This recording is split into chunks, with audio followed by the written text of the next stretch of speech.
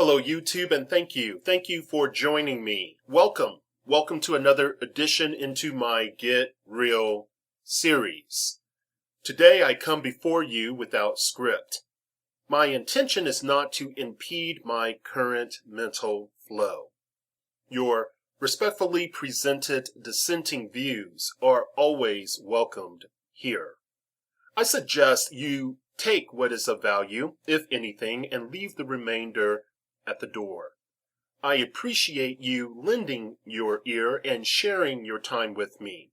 Thank you for considering my thoughts. Yet again, I am traveling, so join me.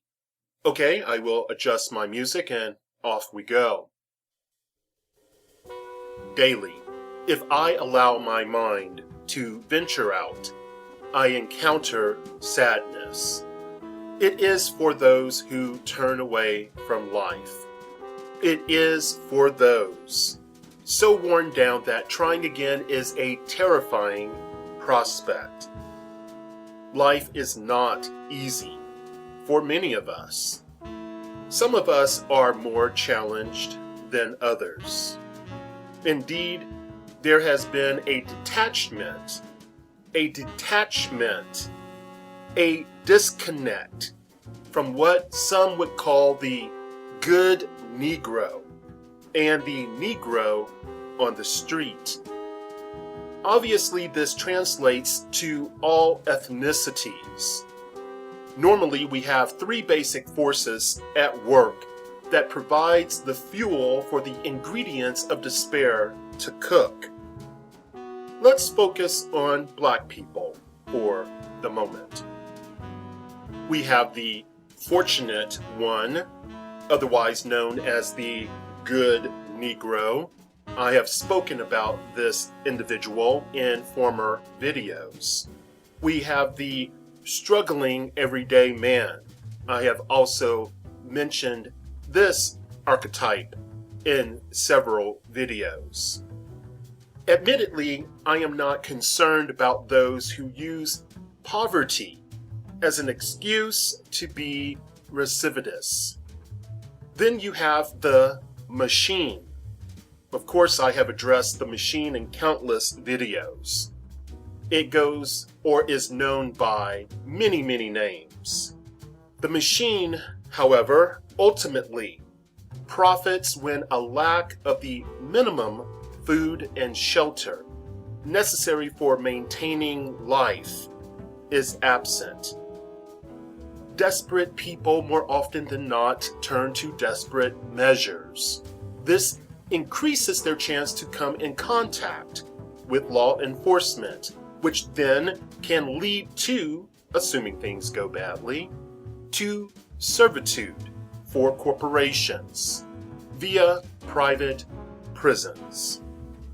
Now that we have this preliminary drawing within focus, let's move forward. These three forces all contribute various amounts of negative reinforcement. I think we can comprehend certain moving factors of the state.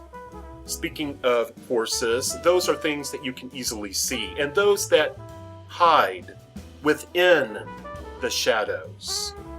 Councilmen mouthpieces provide interviews, often are purposefully impotent in function, and if they acknowledge those they supposedly represent, well, then a parental figure quickly presents itself or a placating position is taken. The savvy ones toggle between the two. This only guarantees disarray. Of course, it is easy to state the obvious. That is, opportunists have been bolder and emboldened. Well, really now, as if they will not take advantage of an opportunity, as if they do not sit and wait for an opportunity, a social opportunity to present itself. Unfortunately, we have officers who are not only thinking of family obligations, safely returning home and continuing to provide, but now we have repercussions for using deadly force, which honestly has always been present. A devastating blow that might deliver one to an unemployed state and shame. Due to mental sluggishness, many do not consider the stress or stresses they will have to face daily, nor do they receive help for all of the imagery that they have to contend with, all of these sounds that they have to process within their being. Wise men have stated, self-preservation is the first law of nature. Some say this subconscious drive rebels against constant refined methods of alienation.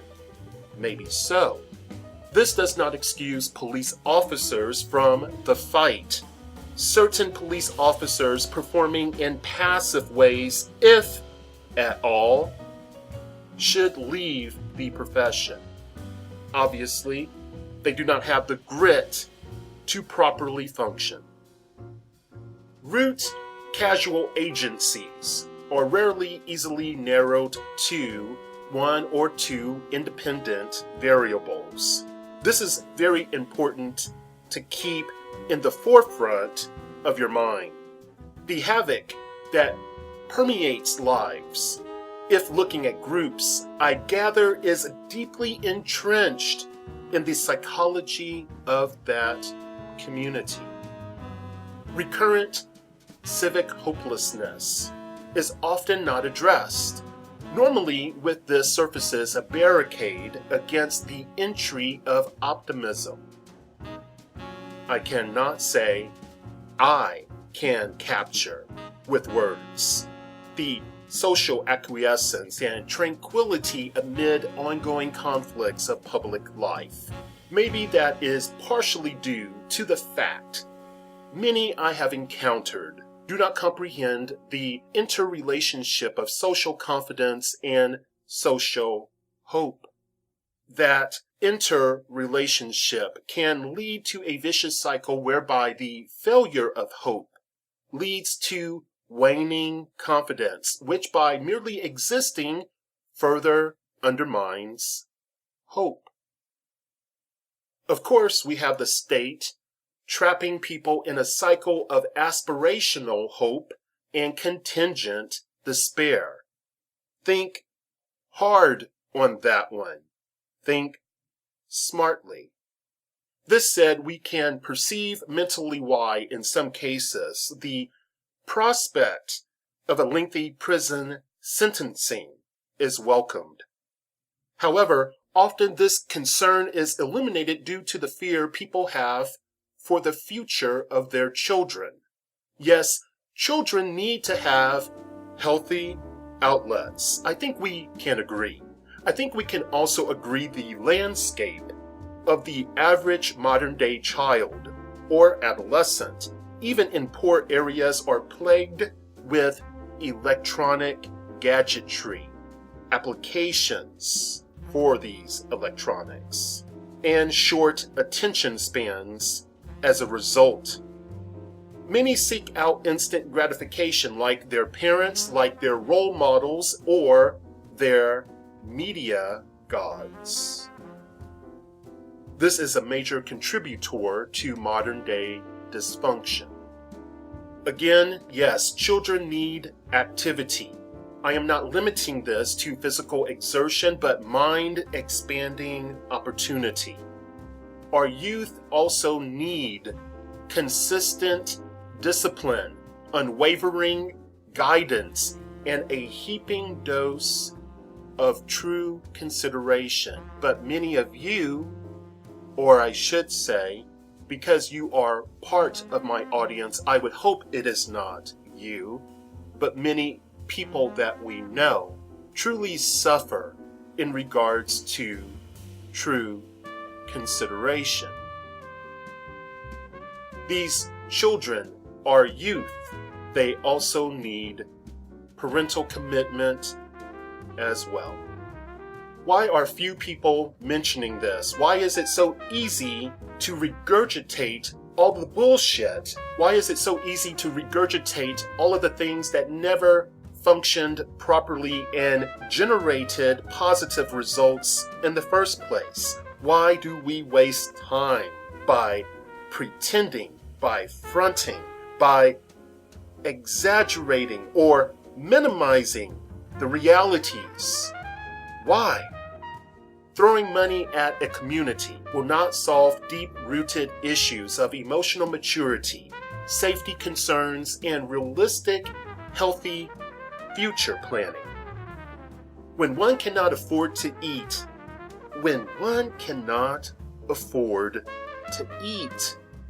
then it seems strictly an academic exercise when one inquires if monetary infusions might have profound development consequences. But we must. How far does it go as a development tool?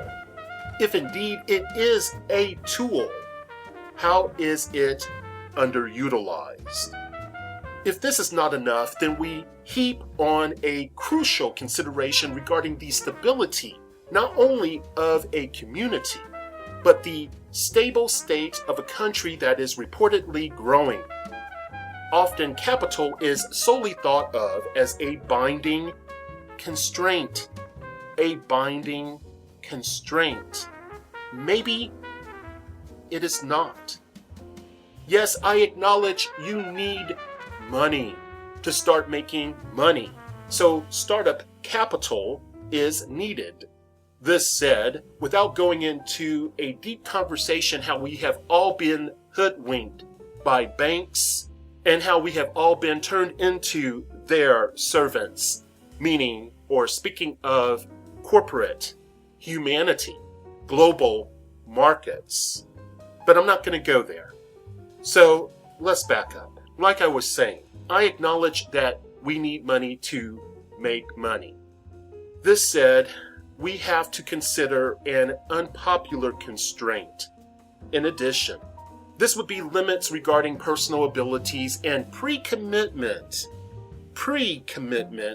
for growth. This is compounded by personal angst, group angst, and community obligation. Since we are delving into the topic of money, let's briefly address welfare. No, not abuses, but the realities faced by those who need it. The assistance as it exists today is fragmented to the point of making effective oversight impossible.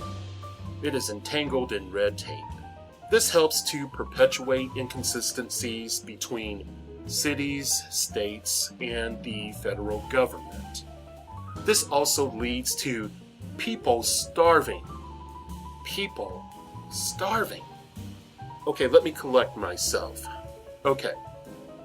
So I can employ you to consider an expression I created called social kinetic energy.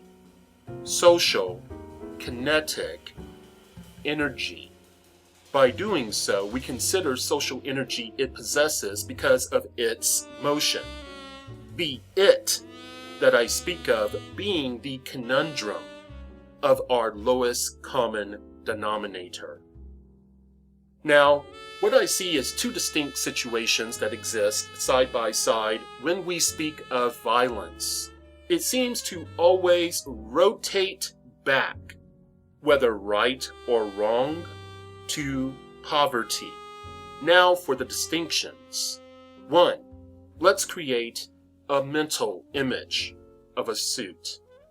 Indeed, we can argue that clothing is a necessity for humankind, as we are not in certain social constructs that would allow us to have a healthy look, a healthy outlook at our bodies, and also we do need to protect our bodies from the elements, etc.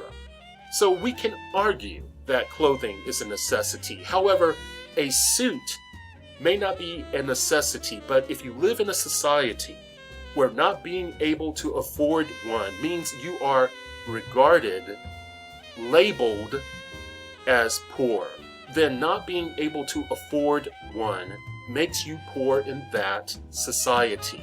Now for the distinction 2. Dysfunction, drug, and mental problems can create and maintain destitution. It also can assist people dying of starvation or malnutrition from the lack of the wherewithal to purchase food, or to purchase food that is dense in nutrient value and not simply empty calories that should not be classified as food. We have 2 major political parties that exist that want you to think a certain way. They do not want you really to think at all so they can guide you. However, normally the Democrats mosey over to distinction 2. The Republicans rush feverishly to distinction 1. However, it appears they both happen simultaneously and may produce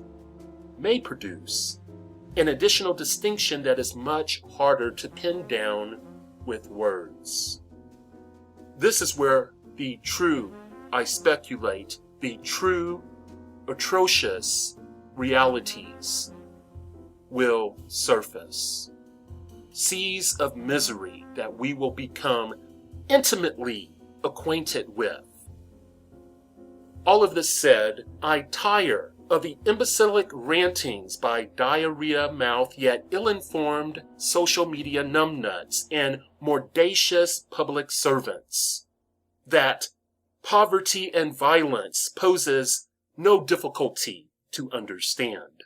Or those that mire you in the grand illusion that it is too complex to unravel. This within itself is a root cause of violence. I am at my destination. Thank you so much. Thank you for listening. Be well.